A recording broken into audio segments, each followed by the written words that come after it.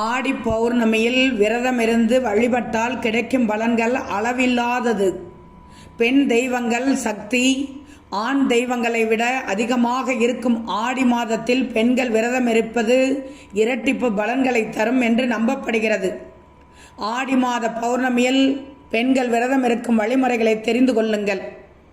இன்று காலை எழுந்ததும் பெண்கள் புனித நீராட வேண்டும். பின் வாசலில் கோலமிட்டு அதன் பின் பூஜை அறையில் ஒரு மனைப்பலகை வைத்து அதில் சிறிய கோலம் ஒன்றை இட வேண்டும்.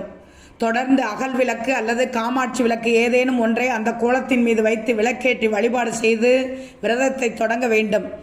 அன்றைய நாளில் முழுவதுமாக உபவாசம் இருக்க முடியும் என்பவர்கள் இருக்கலாம்.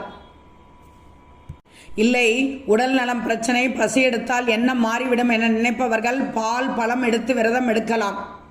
இந்த நாளில் அருகில் உள்ள ஏதேனும் ஒரு அம்மன் கோவிலுக்கு சென்று உங்களால் முடிந்த பூக்களை வாங்கி அர்ச்சனை செய்து வழிபட்டால் சிறந்த பலன்களை தரும். அதே சமயம் பாலாபிஷேகம், வாழைப்பழம் கலந்த சாதம் போன்றவற்றை வழிபாட்டின் போது வழங்கலாம்.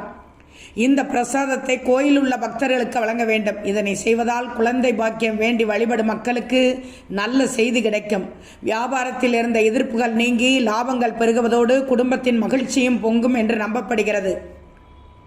இந்த ஆடி பௌர்ணமியில் மாலை நேரத்தில் முழு நிலவு இருக்கும் நிலையில் விளக்கேற்றி வழிபடுவதால் வீட்டில் சுபிட்சம் உண்டாகும். வீட்டில் வழிபடுவதாக இருந்தால் அம்பாளுக்கு பால் அல்லது வெள்ளை இனிப்புகள் நைவேத்தியமாக வைக்கலாம். பின்னர் அம்மனுக்குரிய பாடல்கள், மந்திரங்கள் ஆகியவற்றை பாராயணம் செய்து வழிபடுவது கடன் பிரச்சனை, வாழ்க்கையில் நிம்மதியின்மை, எதிரிகளால் தொல்லை, உடல் பிணியால் அவதி போன்ற பல பாதிப்புகளுக்கும் தீர்வளிக்கும் என்று சொல்லப்படுகிறது. ஆக மொத்தத்தில் இந்த ஆடி பௌர்ணமி இறை வழிபாட்டிற்கென முக்கியமான நாளாக பார்க்கப்படுகிறது.